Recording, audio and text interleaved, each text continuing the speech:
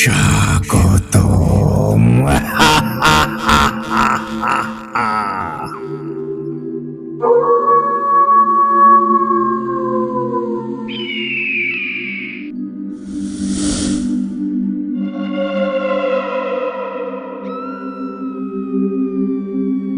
আসসালামু আলাইকুম বন্ধুগণ, সবাইকে স্বাগতম জানাচ্ছি ভূতাড্ডার আরো একটি নতুন এপিসোডে। আর বরাবরের মতোই আপনাদের সাথে আছি আমি, ইমরান এইচ খান। আজকে আবারও আপনাদের জন্য দুর্দান্ত কিছু ঘটনা নিয়ে হাজির হয়েছি। আশা করছি আজকের এপিসোডটি আপনাদের বেশ ভালো লাগবে। আজকে এপিসোডে আপনারা মূলত ৩টা ঘটনা শুনতে যাচ্ছেন। প্রথমেই আপনারা শুনতে পাবেন আমারই কালেক্ট করা একটা ঘটনা। এই ঘটনাটির নামকরণ করা হয়েছে গফুর মৌলানার ঘটনা। আশা করি এই ঘটনাটি আপনাদের বেশ ভালো লাগবে। এরপর আমাদের আরেকজন লিসেনার, আমাদের একজন বন্ধু মিশক আল মারুফ ভাইয়ের ২টা ঘটনা আপনারা শুনতে যাচ্ছেন। এই ২টা ঘটনাও অনেক বেশি ডার্ক। আশা করি ঘটনা ২টা শুনলেই আপনারা এটার ডার্কনেসটা উপভোগ করতে পারবেন বা বুঝতে পারবেন। তো বেশি কথা বলে ঘটনার আমেজগুলো নষ্ট করতে চাচ্ছি না। মূল ঘটনায় চলে যাব। তার আগে আপনাদেরকে বলতে চাই, আপনারা যারা এখনো আমাদের চ্যানেলটিকে সাবস্ক্রাইব করেননি, দ্রুত সাবস্ক্রাইব করে পাশে থাকা বেল আইকনটি অন করে রাখুন। এর ফলে আমাদের পরবর্তী সকল আপডেট সবার আগে আপনাদের কাছে পৌঁছে যাবে। আর আপনারাও যদি আমাদেরকে ঘটনা পাঠাতে চান, সেক্ষেত্রে আপনাদের কাছে ২টি ওয়ে আছে। প্রথমত, আপনারা সরাসরি আমাদেরকে হোয়াটসঅ্যাপে নক দিতে পারেন। আর আমাদের হোয়াটসঅ্যাপ নাম্বারটি কিন্তু ইতিমধ্যে আমরা আপগ্রেড করেছি। অর্থাৎ আগে যেই হোয়াটসঅ্যাপ নাম্বারটা ছিল, এখন কিন্তু ওই হোয়াটসঅ্যাপ না, নতুন আরেকটা অফিসিয়াল নাম্বার অ্যাড করা হয়েছে। এখন থেকে আপনারা এই নাম্বারেই আমাদের সাথে হোয়াটসঅ্যাপে ঘটনা আদান-প্রদান করবেন বা আমাদেরকে এখানেই যোগাযোগ করে আমাদের সাথে কনভারসেশনও করতে পারেন। তো আমাদের এই নতুন হোয়াটসঅ্যাপ নাম্বারটি হচ্ছে 01342298285। আমি আরেকবার বলে দিচ্ছি, 01342298285। এই নাম্বারে আপনারা আপনাদের ঘটনাগুলো ভয়েস ক্লিপ আকারে অথবা লিখিতভাবে আমাদের সাথে শেয়ার করতে পারেন।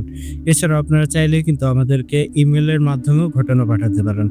আর আমাদের ইমেল অ্যাড্রেসটি হচ্ছে bhutadda.stories@gmail.com, bhutadda.stories@gmail.com। এখানে আপনারা আপনাদের জানাশোনা ভয়ঙ্কর সব ঘটনাগুলো আমাদেরকে পাঠিয়ে দিতে পারেন। তাহলে এখন আর কথা বাড়াচ্ছি না, এবার সরাসরি চলে যাচ্ছি আজকের এপিসোডের প্রথম ঘটনায়। চলুন তাহলে শুনে আসি গফুর মৌলানার ঘটনা।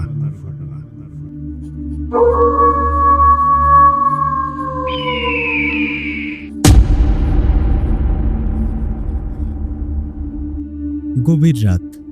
একজন জুব্বা পরা লোক একটা কাচের বোতল হাতে তার বাড়ির পেছনের পুকুর পাড়ে যাচ্ছে। লোকটা পুকুরের পাড়ে দাঁড়িয়ে মনে মনে কি যেন দোয়া পড়ল এবং হাতে থাকা কাচের বোতলটা পুকুরের পানিতে ছুঁড়ে মারল। বোতলটা পুকুরের পানিতে ভাসছে আর দুলছে। বোতলের মধ্যে কি যেন একটা লাল আলোর মতো জ্বলজ্বল করছে। হঠাৎ পুকুরের পানি থেকে একটা লোমশ হাত জেগে ওঠে এবং বোতলটাকে পানির নিচে নিয়ে যায়। তখন পুকুর পাড়ে থাকা লোকটা আকাশের দিকে তাকিয়ে আল্লাহর শুকরিয়া আদায় করে এবং সেখান থেকে নিজ ঘরে চলে যায়। আসসালামু আলাইকুম প্রিয় শ্রোতা বন্ধুগণ, কেমন আছেন সবাই? আশা করি আল্লাহ তাআলার অশেষ রহমতে আপনারা সবাই অনেক বেশি ভালো আছেন, সুস্থ আছেন। আমিও আলহামদুলিল্লাহ ভালো আছি। আমি আপনাদের প্রিয় শো ভূতাড্ডার একজন অ্যাডমিন এবং হোস্ট ইমরান এইচ খান বলছিলাম। আজ অনেকদিন পর আবারও আপনাদের জন্য একটা ঘটনা নিয়ে আসলাম। আশা করি আজকের ঘটনাটিও আপনাদের বরাবরের মতোই অনেক বেশি ভালো লাগবে। আজকে আপনাদেরকে নতুন একজন হুজুর বা মৌলানার ঘটনা শোনাতে যাচ্ছি। লোকজন এই হুজুরকে গফুর মৌলানা বলে ডাকে। এই ঘটনাটি আমি কালেক্ট করেছি আমার পরিচিত এক ছোট ভাইয়ের কাছ থেকে। আর এই ঘটনাটি ঘটেছিল সেই ছোট ভাইয়ের খালাতো ভাইয়ের সাথে। ঘটনাটি আমি যেইভাবে পেয়েছিলাম ঠিক সেভাবেই আপনাদের সামনে উপস্থাপন করার চেষ্টা করছি। তখন সময় ছিল গরমকাল। একদিন ছোট ভাইয়ের খালাতো ভাই খোকন এবং তার এক বন্ধু তোফাজ্জল গ্রামের পথ ধরে সন্ধ্যার পর দোকানে যাচ্ছিল। খোকন মূলত একটু উগ্র স্বভাবের এবং শহরে বড় হওয়া একটা ছেলে। খোকন তখন ক্লাস 9-এ পড়ে। গরমকাল হওয়ায় সন্ধ্যার পরে খোকন এবং তোফাজ্জল মিলে দোকানে যায় একটু ধূমপান করার জন্য। স্বাভাবিকভাবেই তারা দোকানে যায় এবং তাদের প্রয়োজন মেটায়। এরই মাঝে সেখানে উপস্থিত হয় তোফাজ্জলের পরিচিত আরও কিছু বন্ধু বান্ধব। তাদের সাথে খোকনের পরিচয় হয় এবং বেশ ভালো রকম আড্ডা জমায় তারা। আড্ডা দিতে দিতে কখন যে রাত 9টা বেজে গেছে তাদের হুঁশই নেই। হঠাৎ খোকন বলে, তোফাজ্জল, অনেক রাত হয়ে যাচ্ছে, বাড়িতে তো ফিরতে হবে, নয়তো সবাই টেনশন করব। তখন তোফাজ্জলও সহমত জানায় এবং অন্যান্য বন্ধুদের কাছ থেকে বিদায় নিয়ে বাড়ির উদ্দেশ্যে রওনা দেয়। বলে রাখা ভালো, রাস্তার প্রথমে তোফাজ্জলের বাড়ি এবং সেখান থেকে 5 মিনিট হাঁটলেই খোকনের নানু বাড়ি। কথায় কথায় খোকন বলে, আচ্ছা বন্ধু, বাড়িতে যাওয়ার কি কোনো শর্টকাট রাস্তা আছে? তাড়াতাড়ি যেতে পারলে ভালো হয়। তখন তোফাজ্জল বলে, হ্যাঁ, একটা রাস্তা আছে, তবে মানুষজন ওই রাস্তাটাকে খারাপ বলে। ওদিক দিয়ে যাওয়ার সময় নাকি অনেকেই ভয় পায়। একটা রাস্তা আছে, তবে মানুষজন ওদিক দিয়ে সচরাচর যাওয়া আসা করে না। তখন খোকন তাচ্ছিল্য করে বলে, কি বলিস তোফাজ্জল? মানুষ তো কত রকম কথাই বলে, সব কথা শুনলে কি জীবন চলবে? চল আজকে ওই রাস্তা দিয়ে যাব, দেখি কি হয়। বেশ কয়েকবার আপত্তি করার পর এক পর্যায়ে তোফাজ্জল রাজি হয়। এরপর তারা বড় রাস্তা ছেড়ে গাছপালায় ঘেরা জঙ্গলের ছোট পথ ধরে হাঁটতে শুরু করে। রাস্তাটার দুই পাশে পুরোই শিমুল আর বড় বড় তাল গাছে ঘেরা। কিছু দূর আসতেই রাস্তায় মোড় এবং তার পাশ দিয়ে বয়ে গেছে ছোট্ট একটা খাল। রাস্তার মোড়ে এসে হঠাৎ তোফাজ্জল থেমে যায় এবং খোকনকে বলে, খোকন, জানিস, মূলত এই জায়গায় মানুষ ভয় পায়। এই মোড়ে অনেক সময় লোকে সাদা কাপড় পরা লোক শুয়ে থাকতে দেখেছে, আবার কাউকে কাউকে এখান থেকে ধাক্কা দিয়ে খালে ফেলে দেওয়া হয়েছে। মূলত এই জায়গায় কেউ অপবিত্র হয়ে আসলেই সমস্যায় পড়ে। এটা শুনে খোকন কিছুটা তাচ্ছিল্যের হাসি এসে বলে, আরে বেটা, ওগুলো সব মনের ভুল, এখানে অমন কিছুই নেই। দেখছিস না রাস্তাটা এবড়ো খেবড়ো, কতটা উঁচু নিচু, হয়তো কেউ হুচট খেয়ে খালে পড়ে যেতেও পারে। তখন তোফাজ্জল বলে, আরে ব্যাপারটা অমন না রে, সত্যি এখানে কিছু একটা আছে। তখন তোফাজ্জল কিছু বুঝে ওঠার আগেই খোকন সেখানে থুতু ফেলে এবং প্যান্টের জিপার খুলে প্রস্রাব করে দেয়। বেশ কিছুটা জায়গা জুড়ে হেঁটে হেঁটে প্রস্রাব করে এবং বলতে থাকে, এই দেখ তোফাজ্জল, আমি এখন অপবিত্র, এবার কে আমার কি করতে পারে দেখি। এই বলে মুখের আরো কিছুটা থুতু রাস্তার মোড়ের এক পাশে ফেলে। তখন তোফাজ্জল এক প্রকার তড়িঘড়ি করে খোকনকে নিয়ে সেখান থেকে বাড়িতে ফিরে আসে।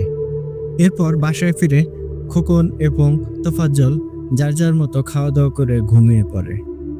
গভীর রাতে মানুষের শোরগোল শুনে তোফাজ্জলের ঘুম ভাঙে। সে বাইরে যেতে চায়, কিন্তু সে খেয়াল করে তার শরীরে অনেক জ্বর। অনেক চেষ্টা করেও সে বিছানা ছেড়ে উঠতে পারে না। তখন তোফাজ্জল শুয়ে পড়ে এবং ঘুমানোর চেষ্টা করে।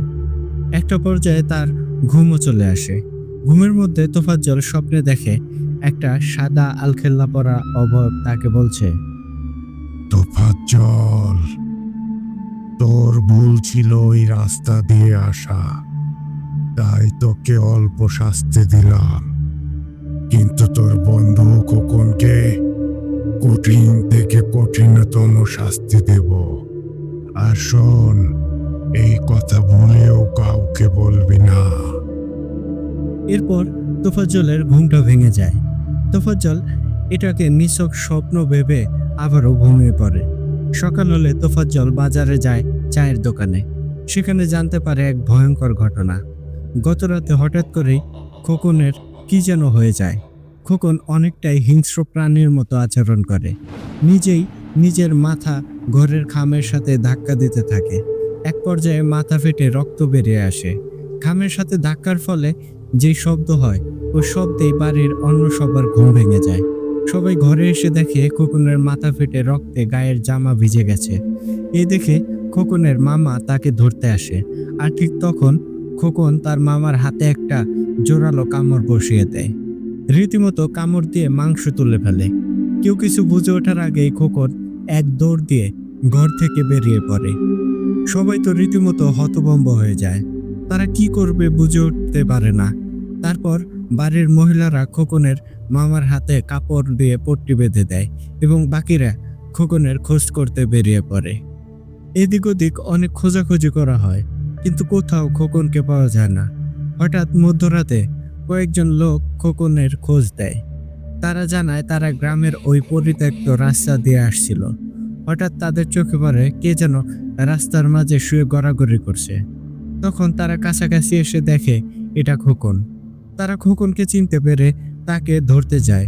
ঠিক তখন খোকন তাদেরকে বিশ্রী ভাষায় গালাগালি করতে থাকে এবং এক পর্যায়ে তাদের একজনকে হঠাৎ একটা থাপ্পড় দেয়। লোকটা থাপ্পড় খেয়ে রীতিমতো অজ্ঞান হয়ে মাটিতে পড়ে যায়। তারপর কিছু বুঝে ওঠার আগেই পাশে থাকা বিশাল বড় শিমুল গাছে উঠে যায় খোকন। তখন বাকিরা বুঝতে পারে এটা স্বাভাবিক কিছু নয়। তখন তারা ওই অজ্ঞান হওয়া লোকটাকে তার বাড়িতে পৌঁছে দেয় এবং তারপর খোকনের বাড়িতে খবর দেয়।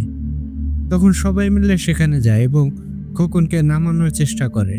কোনো উপায় না পেয়ে এক পর্যায়ে কয়েকজন গিয়ে, ততক্ষণে প্রায় ফজরের ওয়াক্ত হয়ে গেছে। কিছুক্ষণের মধ্যেই আজান হবে।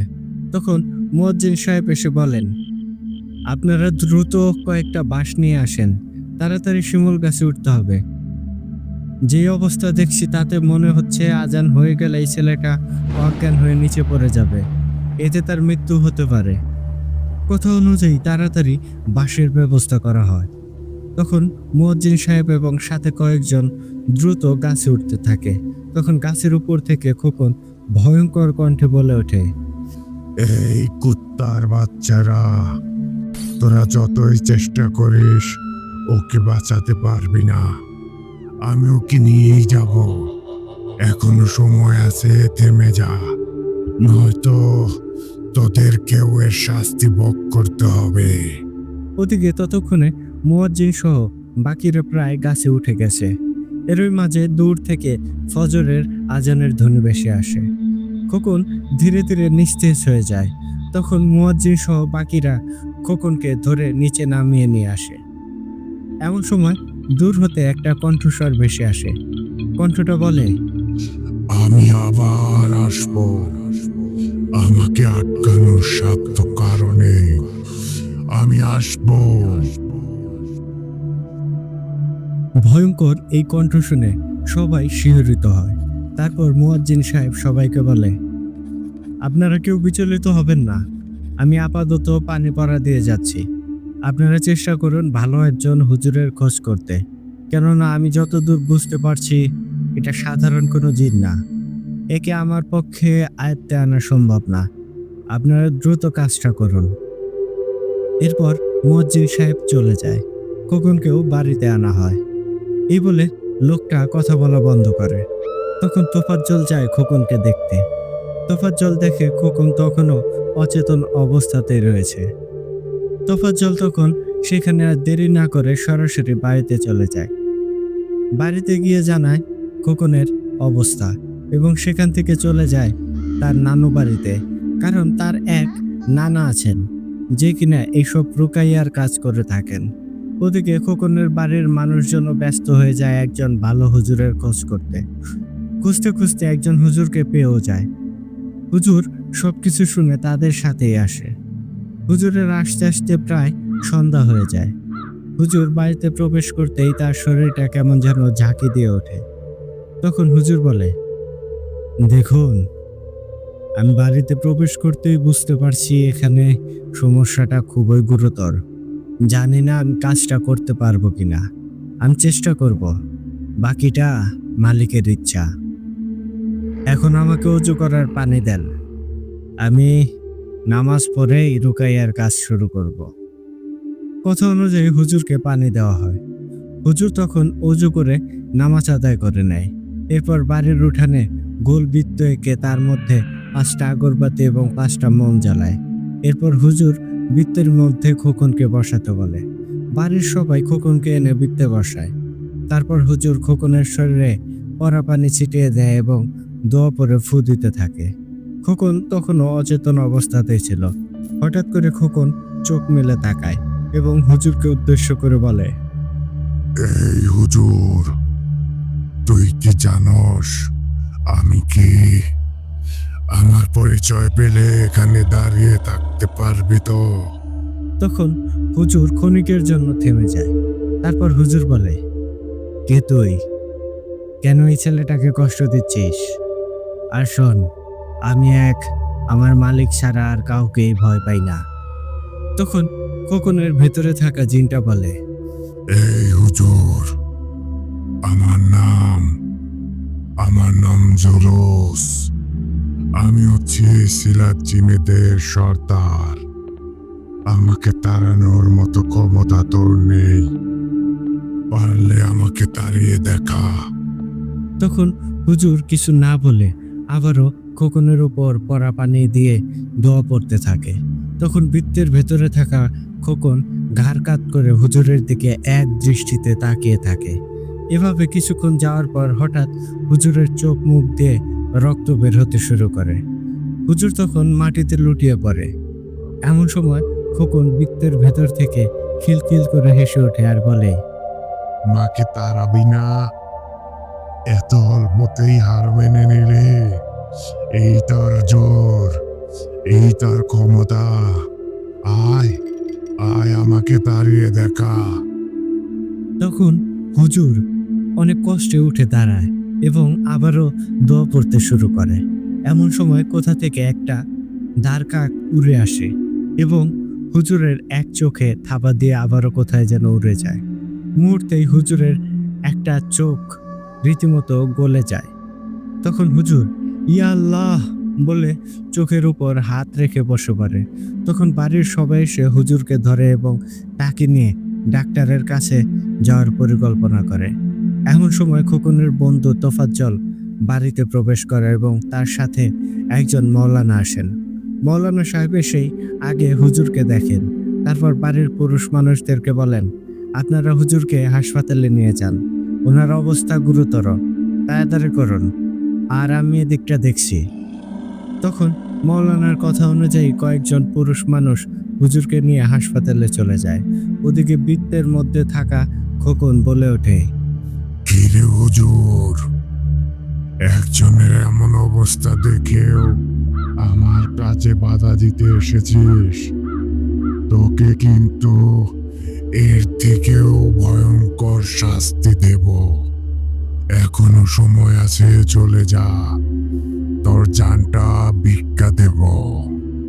তখন মৌলানা সাহেব বলেন, আরে শয়তান, জান দেওয়া নেওয়ার মালিক ওই উপর আল্লাহ, আমি তারই গোলামি করি। আমি গফুর মৌলানা জীবনে কোনোদিন অন্যায়ের কাছে নত হইনি, আর আজও হব না। দেখ আমি এখন কি করি। এই বলে গফুর মৌলানা তার জব্বার পকেট থেকে একটা তসবি বের করে। এরপর তসবিটা খোকনের কপালে চেপে ধরে এবং দোয়া পড়তে শুরু করে। এর ফলে খোকন একটা আত্মচিৎকার দিয়ে ওঠে এবং নিস্তেজ হয়ে পড়ে যায়। ঠিক সেই সময় ঘরের দরজাটা ধাপ করে খুলে যায়।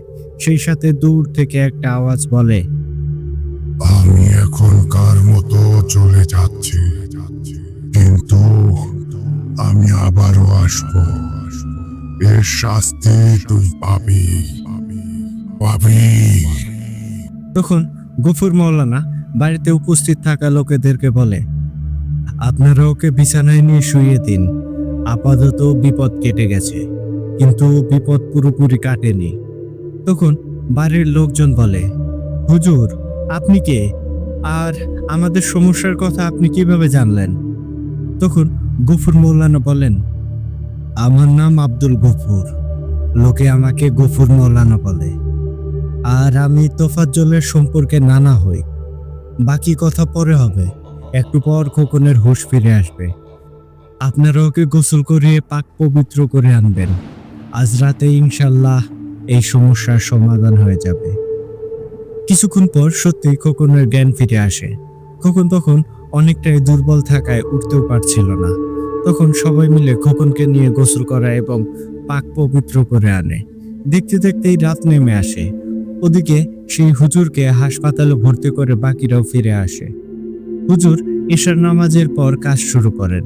প্রথমে একটা গোল বৃত্ত এঁকে খোকনকে তার মাঝে বসান আর বাকিদেরকে বলেন অন্য ঘরে গিয়ে অবস্থান করতে। সেই সাথে আরো জানায় যত যাই কিছুই হয়ে যাক কেউ যেন ঘরের বাহিরে না আসে।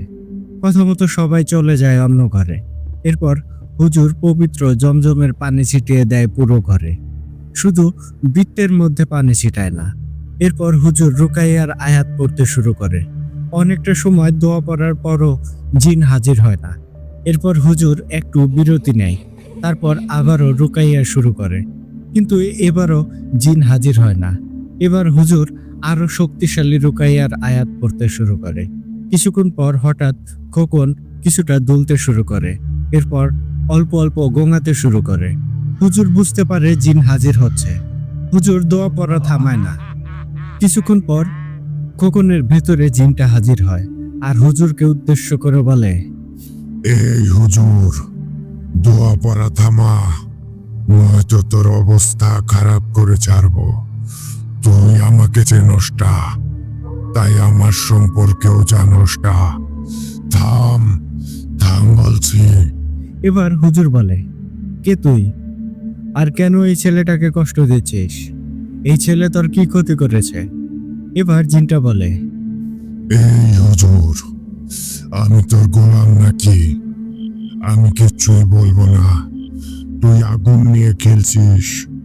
নিজের ভালো চাইলে এখনো সময় আছে, চলে যা। তখন গফুর মৌলানা বলে, আমাকে নিয়ে তোর ভাবতে হবে না, তুই নিজেকে নিয়ে ভাব, ভালোভাবে বল তুই কে। এবার জিনটা বলে, এই কুত্তার বাচ্চা, তোকে বললাম না আমি কিছুই বলবো না। আমাকে আর বিরক্ত করবি না। এবার হুজুর উঠে দাঁড়ায় আর দোয়া পড়তে শুরু করে। তখন জিনটা আবারও বলে, এই এই কুত্তার বাচ্চা, তোর এই দোয়া আমাকে ক্ষণিকের জন্য কষ্ট দেবে, এর বেশি কিছুই হবে না, কিন্তু এর পরিণাম তোকে কিন্তু ভোগ করতে হবে। এবার গফুর মৌলানা তার পকেট থেকে সেই তসবিটা বের করে এবং খোকনের গলায় পরিয়ে দেয়। এর ফলে খোকনের গলার চারিপাশে যেন ধোঁয়া উঠতে শুরু করে। এবার জিনটা কিছুটা কাতর হয়ে বলে, গফুর, তুই আমাকে যতই কষ্ট দিস না কেন, আমি কিছুই বলবো না।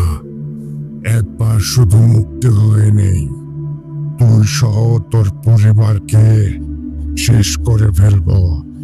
আমি প্রতিজ্ঞা করেছি এই ছেলেটাকে মেরে ফেলবো। আমি মরে গেলে যাব, কিন্তু ওকে ছাড়বো না।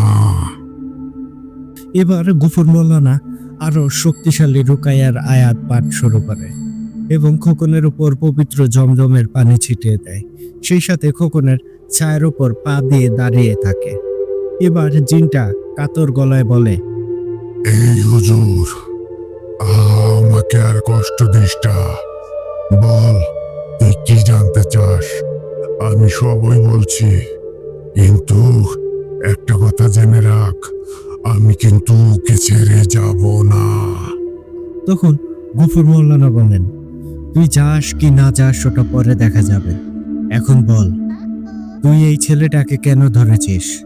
তখন জিনটা বলে, আমি আমি পিশাচ গোত্রের একজন জিন। আমার নাম জুলুস। আমি ওই খালপাড়ের শিমুল গাছেই থাকি। আমি সচরাচর কাউকে ভয় দেখাই না বা ক্ষতিও করি না। সেদিন রাতে এই ছেলেটা আমার উপর থুতু নিক্ষেপ করেছে। শুধু তাই না, ও আমার গায়ে প্রস্রাবও করেছে। ওকে ওর বন্ধু বারবার না করা সত্ত্বেও ও কথা শোনেনি, আর এর জন্যই আমি ওকে মেরে ফেলবো বলে প্রতিজ্ঞা করেছি। তখন গফুর মৌলানা বলেন, দেখ জুলুস, ও যেটা করেছে এটা অজ্ঞাতবশত করেছে। ও তো আর তোকে দেখে কাজটা করেনি। এই বয়সের ছেলে পেলে ওরা তো এত কিছু আর বোঝে না। তার উপর ও শহরে বড় হয়েছে, যা হয়েছে ভুলে যা। এবার তুই এখান থেকে চলে যা, আর কথা দে আর কোনোদিন কারো কোনো ক্ষতি করবি না, আমি তোকে ছেড়ে দিচ্ছি। তখন খোকনের ভিতরে থাকা ওই পিশাচ জিনটা গফুর মোল্লানার উপর এক গাদা থুতু মারে এবং হাসতে হাসতে বলে, কি রে গফুর, এখন তোর কেমন লাগছে? ঠিক এমনই লেগেছে আমার। আমি ওকে না মেরে এখান থেকে যাব না। এবার গফুর মৌলানা আর কিছুই বলে না, চুপচাপ উঠে দাঁড়ায়। এরপর ঘরের বাইরে যায় এবং কলপার থেকে পরিষ্কার হয়ে অজু করে আবারও ঘরে প্রবেশ করে। ঘরে প্রবেশ করে গফুর মৌলানা এক হাত উঁচু করে কি যেন দোয়া করে। তারপর তার সাথে আনা ব্যাগ থেকে পবিত্র পানির বোতল আর একটা খালি কাচের বোতল বের করে। ওদিকে দোয়া পড়ার ফলে পিশাচ জিনটা একটু নড়াচড়া করতে পারছিল না, শুধু গোঙানির মতো আওয়াজ করছিল। এরপর গফুর মৌলানা খোকনের বৃত্তের মধ্যে প্রবেশ করে আর খোকনের মাথায় হাত রেখে দোয়া পড়তে থাকে। এবার খোকন রীতিমতো কাঁপতে শুরু করে। ঠিক তখন গফুর মৌলানা খোকনকে একটু পবিত্র জমজমের পানি খাইয়ে দেয়। তখন খোকনের ভেতরের পিশাচ জিনটা চিৎকার করে বলে ওঠে, এই হুজুর, এটা তুই কি করলি? আমি জ্বলে পুড়ে যাচ্ছি। আমাকে ছেড়ে দে, আমি চলে যাব, আর আসবো না। ছেড়ে দে আমাকে, ছেড়ে দে। এবার গফুর মৌলানা বলে, অনেক দেরি হয়ে গেছে, তোকে আগেই বলেছিলাম চলে যেতে, কিন্তু কথা শুনিসনি। তবে তোকে আমি মারবো না, তুইও আল্লাহর একটা সৃষ্টি, কারো জান নেওয়ার অধিকার আমার নেই, এটা আমার কাজও না। আমি তোকে বন্দি করে রাখছি, তুই এভাবেই বেঁচে থাকবি বন্দি হয়ে। তখন পিশাচ জিনটা বলে, হুজুর, আমাকে তো তুই বন্দি করলি, তবে মনে রাখিস আমার ভাই খাল্লাস আসবে, সে তোকে ছাড়বে না। আমার ভাই আমার থেকেও বেশি শক্তিশালী, তোকে মরতেই হবে। মনে রাখিস হুজুর, আমার ভাই খাল্লাস, সে আসবে। তখন গফুর মৌলানা বলে, সে দেখা যাবে, জন্মেছি যেহেতু একদিন তো মরতে হবেই, তুই তোর কথা ভাব। এই বলে গফুর মৌলানা খোকনের মাথা থেকে একটা চুল টান দিয়ে তুলে ফেলে, আর ওদিকে খোকন অজ্ঞান হয়ে মাটিতে লুটিয়ে পড়ে। দেখা যায় গফুর মৌলানার হাতে থাকা চুলটা লাল রং ধারণ করে।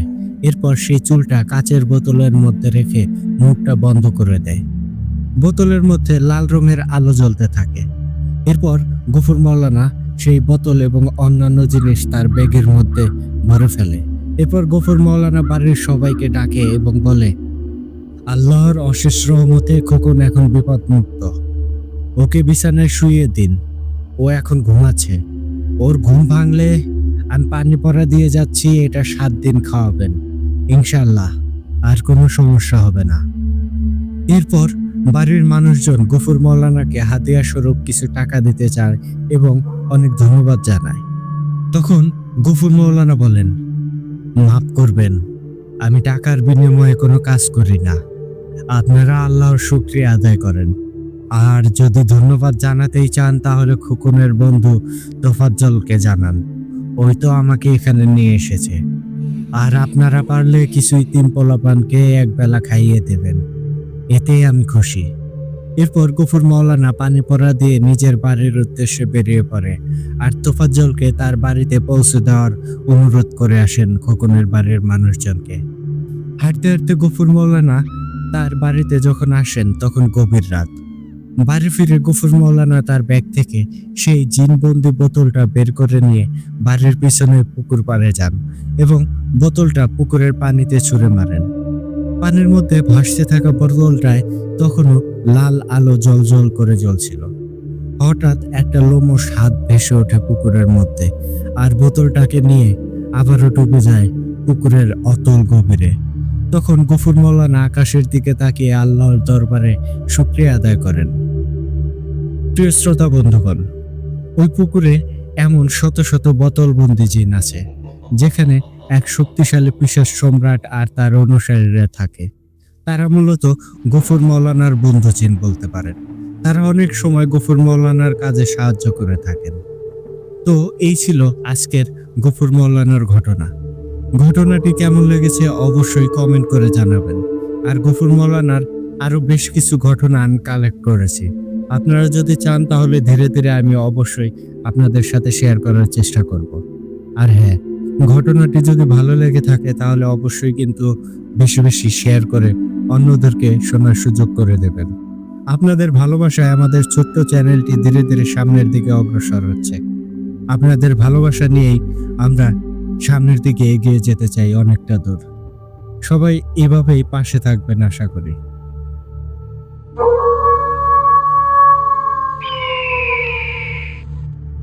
তো বন্ধুগণ, কেমন লাগলো গফুর মৌলানার আজকের এই ঘটনাটি? এই ঘটনাটি কিন্তু আমি কালেক্ট করেছিলাম।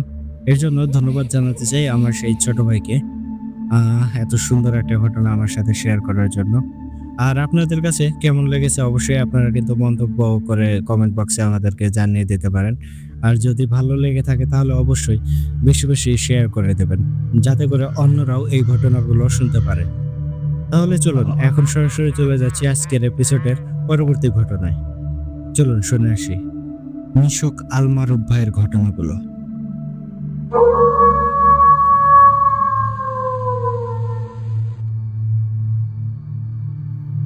ঘটনাটি আমাকে ঠিক যেভাবে লিখে পাঠিয়েছেন আমি চেষ্টা করছি ঠিক সেভাবেই আপনাদের মাঝে উপস্থাপন করতে।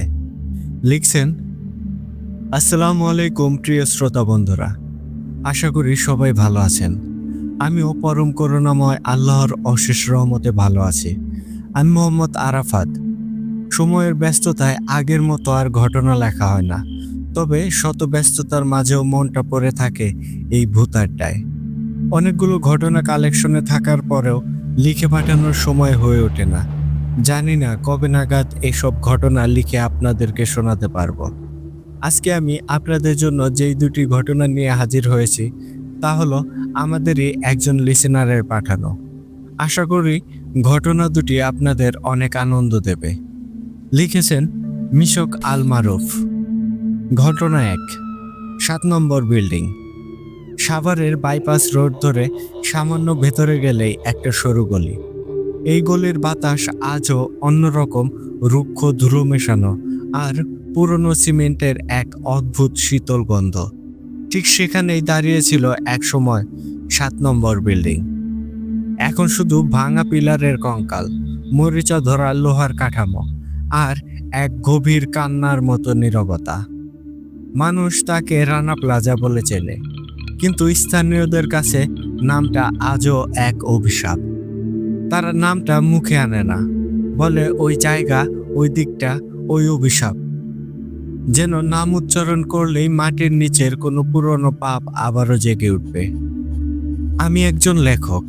আমি ভূত দেখতে যাই না, আমি দেখতে যাই সত্য। আর সেই সত্য আমি প্রথম উপলব্ধি করি 2023 সালের মার্চের এক বিকেলে। বিকেল তখন ফুরিয়ে আসছে। আকাশ জুড়ে লালচে কমলা আলো, যা ভাঙা রডগুলোর উপর পড়তেই মনে হচ্ছিল রক্ত জমে আছে। কৌতূহলে গিয়েছিলাম, খবর করার জন্য নয়। পাশেই ছোট্ট একটা চায়ের দোকান চালান আব্দুল করিম চাচা। তার বয়স 70-এর কাছাকাছি। চোখের কোণে জমে আছে বহু বছরের ঘুমহীন রাত আর দুঃখের ছাপ। আমি চায়ের কাপ হাতে নিয়ে ভাঙা বিল্ডিংটার দিকে তাকিয়ে জিজ্ঞেস করলাম, চাচা, এই বিল্ডিংয়ে এখনো কেউ আসে? চাচা চায়ে একটা লম্বা চুমুক দিলেন, চোখ দুটো ছোট করে বললেন, মানুষ আসে না বাবা, মানুষ তো আর সাহস করে না, তবে শব্দ আসে। আমি ভ্রু কোঁচকালাম। শব্দ? কিসের শব্দ চাচা? তিনি চারপাশে দেখলেন, গলাটা নামিয়ে ফিসফিস করে বললেন, রাতে মনে হয় সেলাই মেশিন চলে। একটানা চি চি চি টক টক টক একটানা বাজে, যেন কেউ খুব দ্রুত কাজ শেষ করতে চাইছে। আমি হেসে ফেললাম, হয়তো পাশের কোনো ফ্যাক্টরির আওয়াজ হবে। চাচা মাথা নাড়লেন, এবার আরো জোরালো ভাবে। তার চোখে ছিল এক জেদ। বললেন, না রে বাবা, এই দিকের সব ফ্যাক্টরি বন্ধ। রাতে এই এলাকায় শুধু কুকুর ডাকে, আর ওই বিল্ডিং থেকে আসে সেলাই মেশিনের শব্দ। মনে হয় তারা এখনো কাজ শেষ করেনি। তার কথা শুনে আমার কৌতূহল ভয় মেশানো এক শিহরণে বদলে গেল। মনে হলো এই মানুষটা কোনো গল্প বলছে না, এক কঠিন সত্যের সাক্ষী দিচ্ছে। রাত নেমেছিল দ্রুত, চারপাশটা যেন এক বিশাল কালো ক্যানভাস, তার মাঝে ভাঙা বিল্ডিংটা এক অভিশাপের মতো দাঁড়িয়ে। আমি পকেটে ক্যামেরা আর একটা টর্চ নিয়ে ভেতরে ঢুকলাম।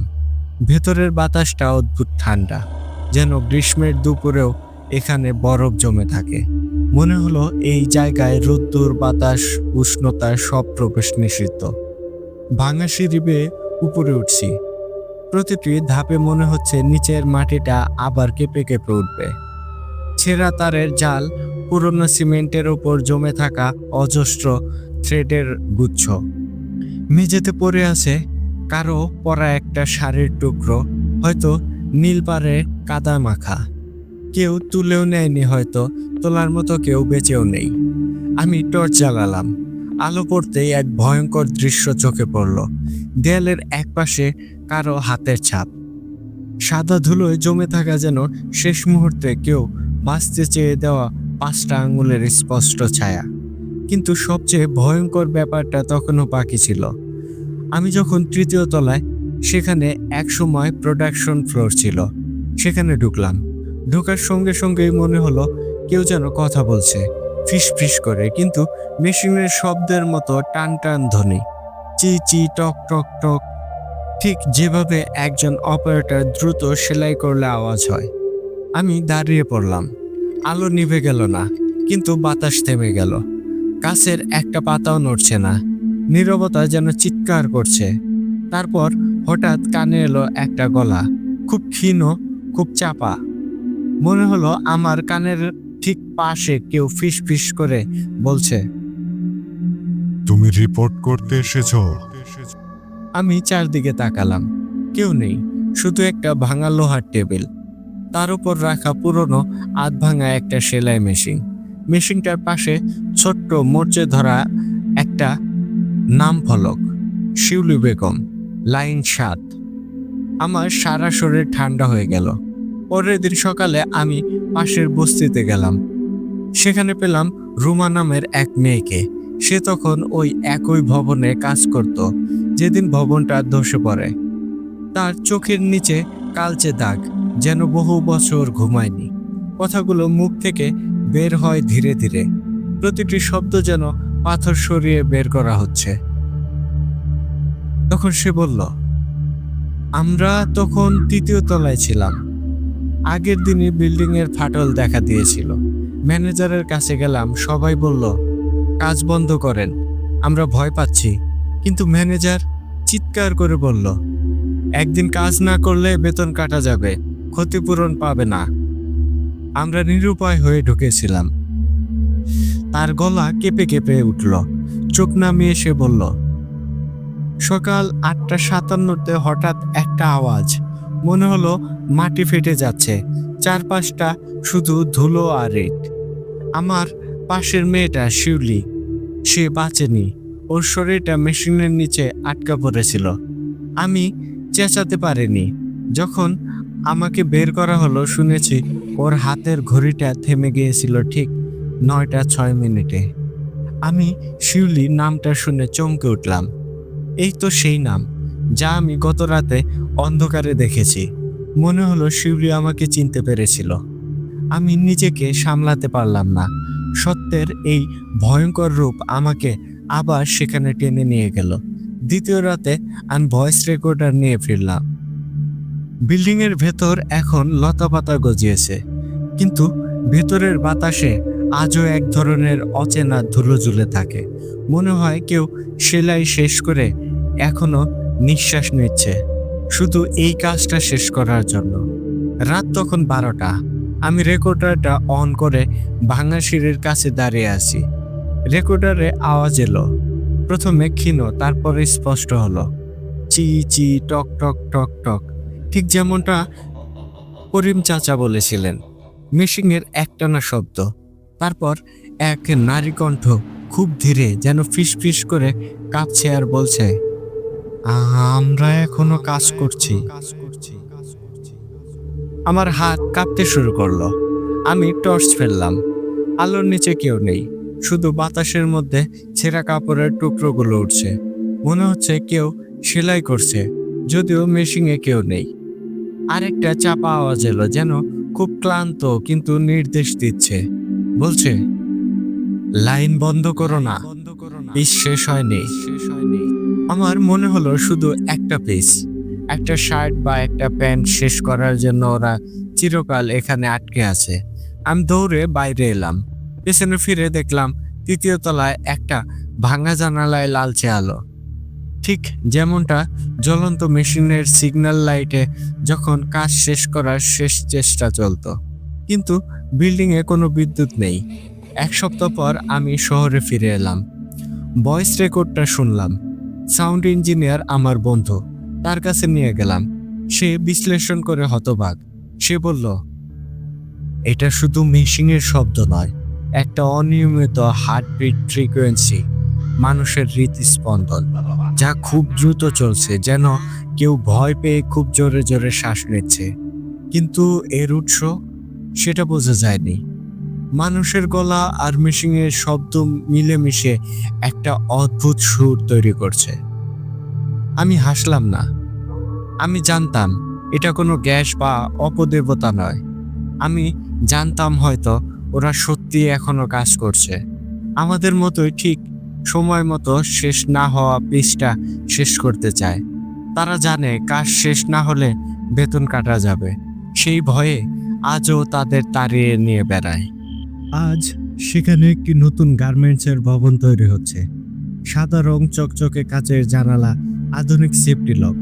কিন্তু স্থানীয় শ্রমিকরা বলে প্রতি বছর 24 এপ্রিলের রাতে লাইট বন্ধ হলে একটা বিশেষ ঘরে সেলাই মেশিন নাকি নিজে থেকেই চলতে শুরু করে। ওরা কাজ থামায় না, ওরা কেবল ফিরে আসে নিজের অসম্পূর্ণ কাজের খোঁজে। আমার বিদায় নেওয়ার সময় করিম চাচা আবারও আমার হাত ধরলেন। তিনি খুব শান্ত গলায় বললেন, তুমি কি কখনো ভেবেছো বাবা, যে জায়গায় শত শত মানুষ শেষ নিঃশ্বাস ফেলেছিল, সেই একই মাটির উপর তৈরি নতুন কারখানার মেশিনে প্রথম কাপড়টা কে সেলাই করে? আমি উত্তর দিতে পারিনি। শুধু দেখলাম সন্ধ্যার আলোয় 7 নম্বর বিল্ডিং এর ভাঙা কাছে সূর্যের শেষ রশ্মি পড়েছে। এক মুহূর্তের জন্য মনে হলো ভেতরে কেউ যেন বসে আসে, সেলাই করছে আর নরম গলায় গুনগুন করছে, যেন নিজের পুরনো স্বপ্নগুলো সেলাই করে জুড়তে চাইছে। আর সেই স্বপ্নের গানের তালে আমি শুনলাম মেশিনের একটানা শব্দ, যা কখনো থামে না। চি চি টক টক টক টক টক টক টক। ঘটনা 2। শহীদুল্লাহ হলের পুকুরের রাত। ঢাকা বিশ্ববিদ্যালয়ে ভর্তি হওয়ার পর থেকে অনেক গল্পই কানে এসেছে, ভীতিকর, রোমাঞ্চকর, গা ছমছমে। জগন্নাথ হলের প্রেতাত্মা, ফুলার রোডের অদ্ভুত ছায়া, কার্জন হলের ছাদে সন্ধ্যার পর পায়ের আওয়াজ, এই সব কিছুর মাঝেও সবচেয়ে বেশি আমাকে ছুঁয়ে গিয়েছিল শহীদুল্লাহ হলের পুকুর নিয়ে কথাগুলো। সেই পুকুর, যা হলের ঠিক মধ্যখানে নিস্তব্ধে একখণ্ড কালো জল নিয়ে শুয়ে থাকে। প্রথম কয়েক মাস বুঝতে পারেনি সবাই কেন রাতে একা পুকুর পাড়ে যেতে নিষেধ করে, কেন হলের সিনিয়ররা এত নিশ্চুপ হয়ে যায় যখন জিজ্ঞেস করি, ভাই সত্যি নাকি এখানে রাত 12টার পর কারো কান্না শোনা যায়? তাদের চোখে এক ধরনের অস্বস্তি দেখতাম, যেন কোনো গোপন সত্য তারা নিজেরা বহন করছে, যা প্রকাশ করলে বিপদ হতে পারে। কেউ স্পষ্ট করে বলতো না, শুধু বলে, বিশ্বাস করিস বা না করিস, জায়গাটা রাতের বেলায় মানুষ ডাকতে পারে। আমি তখন হাসতাম বুক ফুলে, বলতাম সব মনের ভুল। এখন আর হাসি আসে না, কারণ যা আমার সাথে ঘটেছে আজ আমি বলছি। যদি না বলি তবে সেই শীতল ভেজা কান্নাটা এখনো আমার ঘুমের মধ্যে এসে দাঁড়ায়, কানের খুব কাছে এসে ফিসফিস করে। দিনটা ছিল জানুয়ারির শেষ। ঢাবির শীত তখন গভীর, কনকনে বাতাস যেন ব্লেডের ফলার মতো ত্বকে আঁচড় কাটছে। আমি ছিলাম দ্বিতীয় বর্ষের ছাত্র, রুম 27B, পশ্চিম দিকের করিডরে, পরীক্ষা সামনে। সাইকোলজির কঠিন নোটগুলো মাথায় ঢুকছিল না। রুমে সবাই ঘুমিয়ে পড়েছে, লণ্ঠনের মতো জ্বলছে শুধু টেবিল ল্যাম্প। দম বন্ধ লাগছিল, তাই রাত 11:30 নাগাদ ভারী জ্যাকেট চাপিয়ে নোটপত্র আর বই নিয়ে বের হলাম পুকুর পাড়ে, একটু খোলা হাওয়া আর নিস্তব্ধতার আশায়। পরিবেশটা অদ্ভুত শান্ত, হলের দিকে আলো জ্বলছে, সেখানে জীবনের উষ্ণতা। কিন্তু পুকুরের দিকে নামলে আলো কমে আসে, যেন একটা অদৃশ্য রেখা ভেদ করে এক ভিন্ন জগতে প্রবেশ করলাম। জলটা কেমন অস্বাভাবিক স্থির, একটুও ঢেউ নেই, এক বিন্দুও না, যেন বিশাল একখণ্ড কালো কাচ যা তার নিচে কি আছে তা লুকিয়ে রেখেছে। দূরে দক্ষিণ কোণে দুইজন ছাত্র গল্প করছিল, তাদের চাপা কণ্ঠস্বর ভেসে আসছিল। তাদের একজন বলছিল, এখানে আগেও অনেকে ডুবে মারা গেছে নাকি? দ্বিতীয়জন বলল, হ্যাঁ, কিন্তু কয়জনের তো লাশই পায় নাই, শুধু নাকি বই খাতা পাওয়া গিয়েছিল পাড়ের পাড়ে। আমি হেসে ফেললাম। লোককথা, অতিরঞ্জন। আমি কিছুতেই বিশ্বাস করতাম না এগুলায়, এসব দুর্বল মনের মানুষের বানানো গল্প। কিন্তু সেদিন প্রথমবার আমার মনে হলো পুকুরটা যেন তাকিয়ে আছে, শিশুদের মতো নিষ্পাপ না, বরং ক্ষুধার্ত কারো মতো অন্ধকারে থাকা এক প্রাচীন সত্তা যা সুযোগ খুঁজছে। 12:30 একটু পরে দুইজনই উঠে গেল। তাদের আলোচনা শেষ। পুরো এলাকাটা নিস্তব্ধ। নিস্তব্ধ নয়, বরং এক ভয়ঙ্কর নীরবতা যা কানে তালা লাগিয়ে দেয়। আমি তখন একা, একমাত্র শব্দ আমার কানের পেছনের খসখস। নোট লিখতে লিখতে হঠাৎ শুনলাম চুপ চুপ আওয়াজ হচ্ছে।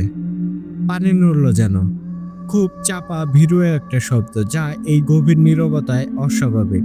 তারপর আরেকটা শব্দ, যেন কেউ পানির ভেতর থেকে খুব চাপা স্বরে কান্না চেপে রেখেছে। প্রথমে ভাবলাম কল্পনা, শীতের বাতাস বা আমার কানের সমস্যা হয়তো। কিন্তু শব্দটা আবারও এলো, এবার স্পষ্ট, এত গভীর, এত বিষণ্ণ, এত ঠান্ডা একটা কান্না যেন বুক থেকে উঠে আসছে। গলা শুকিয়ে গেল, আমার কপালে বিন্দু বিন্দু ঘাম জল আমার কপালে বিন্দু বিন্দু ঘাম জমলো, অথচ শীতের রাত। আমি উঠে দাঁড়ালাম।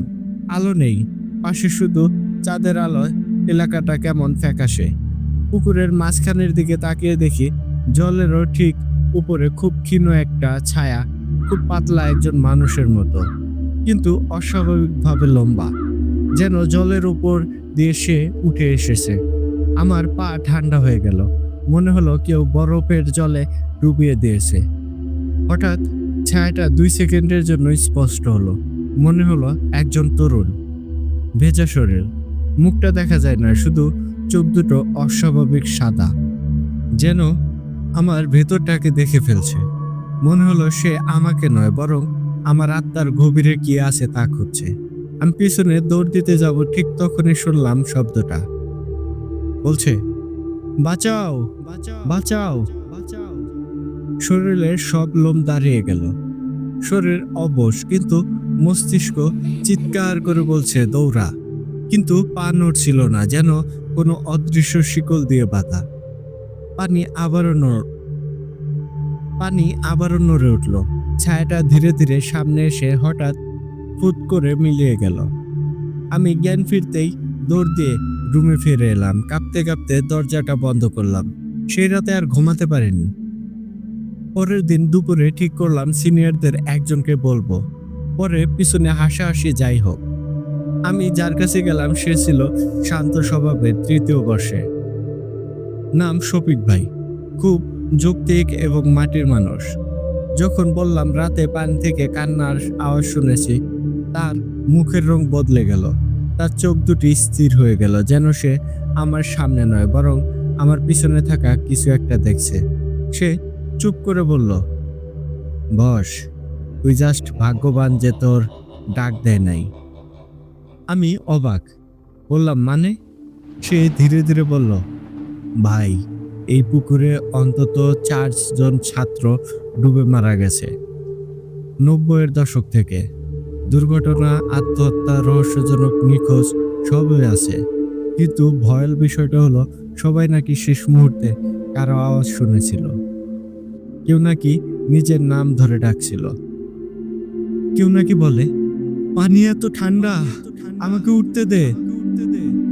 অনেক রাত অনেকেই শুনেছে এই শব্দটা, কিন্তু সবাই বলে না, কারণ যত বেশি বলবো তত বেশি ওগুলো তোর স্বপ্নে আসবে, তোকে খুঁজবে। তার চোখে সত্যি আতঙ্ক ছিল। এই আতঙ্ক অভিনয় হতে পারে না।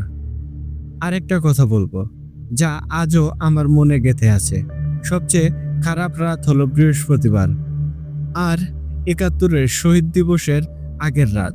তখন নাকি পানির নিচে অনেকজনের ছায়া দেখা যায়। তারা নাকি নতুন কাউকে চায়। আমি নির্বাক। আমার যৌক্তিক মনস্তত্ত্বের দুর্গ যেন এক পুঁতে উড়ে গেল। ভাবলাম ভুল শুনেছিলাম, ঠান্ডা লেগেছিল বা অতিরিক্ত পড়ার চাপ ছিল তাই। কিন্তু ৩ দিন পর আবার সেই অনুভূতি হলো, আমাকে যেন কেউ ডাকছে।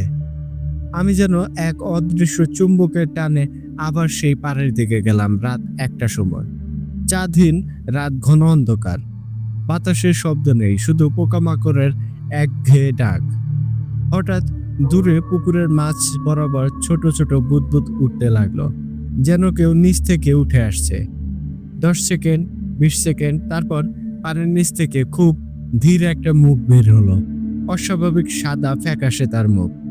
তার চোখের কোটর দুইটা যেন গভীর গর্ত, যেখানে আলো পৌঁছায় না। কিন্তু ভয়ঙ্কর বিষয় হচ্ছে, মুখটা কারো মতো চেনা চেনা লাগছিল। আমি বারবার চোখ মুছে তাকাই। এটা তো আমাদের হলের এক সিনিয়রের মুখ, রিয়াজ ভাই, যিনি ১ বছর আগে ডুবে মারা গিয়েছিলেন। সবাই বলেছিল তিনি সাঁতার জানতেন না, তাই ভুল করে পড়ে যান। কিন্তু এখন এই মুখ, আমি অচেতন হয়ে যাব ভাবছি। ঠিক তখন মুখটা ধীরে ধীরে হাসলো, এমন হাসি যা মানুষ হাসে না, যেন তার দাঁত নেই, মাড়ি পর্যন্ত ভেসে উঠছে এক বিকৃত নীরব উল্লাস। আর সেই হাসির সাথে এক বিকৃত কণ্ঠ, পানির ভেতর থেকে উঠে আসা ভেজা আওয়াজ, তুই আবার আইছস? গলার বাতাস যেন বন্ধ হয়ে গেল, পা যেন কেউ চেপে ধরেছে। ১ ইঞ্চিও নড়াতে পারছিলাম না। তারপর সে বলল, তার কণ্ঠস্বর এখন আরো স্পষ্ট, এদিকে আয়, পানি এত বেশিও ঠান্ডা না, শুধু একটু নিচে আয়, আমরা সবাই তোর জন্য অপেক্ষা করছি। আমি জানতাম ১ পা এগোলেই শেষ। ১ পা মানেই আমি সেই কালো জলের শিকার। চোখ বন্ধ করে যেই উল্টো দিকে দৌড় দেব, হঠাৎ পাশের ঝোপে যেন কিছু ছুটে গেল। একসময় মনে হলো কেউ আমার পেছনে ছুটছে। চপচপ শব্দ, যেন ভেজা পা দিয়ে দৌড়াচ্ছে। মাটি থেকে জল ছিটকে উঠছে। আমি দৌড় থামাইনি যতক্ষণ না হলের গেট পেরিয়ে উজ্জ্বল আলোর নিচে এসে হাঁপাচ্ছি। ঘটনার পর ২ মাস আমি পুকুর পাড় দিয়ে যাইনি। হলের পিছনের দিকে গাছতলায় পড়তাম। অনেককে জিজ্ঞেস করেছি, অনেকে হাসে আর বলে ভূতের গল্প, অনেকে বলে অতিরঞ্জন, কিন্তু কিছু সিনিয়র পুরা চোখ নামিয়ে ফেলে। আরেকজন সিনিয়র, যিনি গ্রামের বাড়িতে থাকতেন, আমাকে দেখে বললেন, ভাই, যারা ডুবে গেছে তাদের শেষ ডাকার শব্দটা নাকি পানি শুষে রেখেছে, আর রাতে যখন বাতাস থামে তখন শব্দটা উঠতে পারে। তারা মুক্তি চায় না, তারা চায় সঙ্গ। আরেকজন বিষণ্ণ হাসি হেসে বলল, তুই যে দেখছস, মানে তোরে তারা প্রয়োজন মনে করছে, তুই একজন শিকার। আমি আর রাতে সেখানে যাই না, কিন্তু এখনো মাঝে মধ্যে হলের জানালা দিয়ে কান্নার খুব ক্ষীণ আওয়াজ পাই। শোনার কথা না, তবুও পাই। পানি নড়ার শব্দ পাই, আর কখনো কখনো মনে হয় কেউ ধীরে ধীরে ভেজা পা মাটিতে ঢুকছে। আমার রুমের খুব কাছেই চপচপ আওয়াজ হয়। আজও যারা শহীদুল্লাহ হলে থাকে তারা বলে, রাত ১টার পর পুকুরটাকে দেখবি না। যাই দেখবি সত্যি মনে হলেও সাড়া দেবি না, কারণ পানির নিচের চোখ দুটো আজও খুঁজছে নতুন কাউকে। নতুন একটা দেহ, নতুন একটা প্রাণ, নতুন একটা কান্না, যা তারা নিচে টেনে নিয়ে যেতে পারে নিজেদের অনন্তকালের সঙ্গী হিসেবে। এখন তোমার পালা। প্রিয় শ্রোতা বন্ধুরা, এই ছিল আজকের ঘটনা। জানি না ঘটনা দুটি কতটা ভয়ের, তবে তার গভীরতা উপলব্ধি করার মতো। আজকের মতো বিদায় নিচ্ছি। কথা হবে অন্য কোনো ঘটনায়। সবাই ভালো থাকবেন, সুস্থ থাকবেন, আর আমার জন্য দোয়া করবেন। মোহাম্মদ আরাফাত, দোহা, কাতার।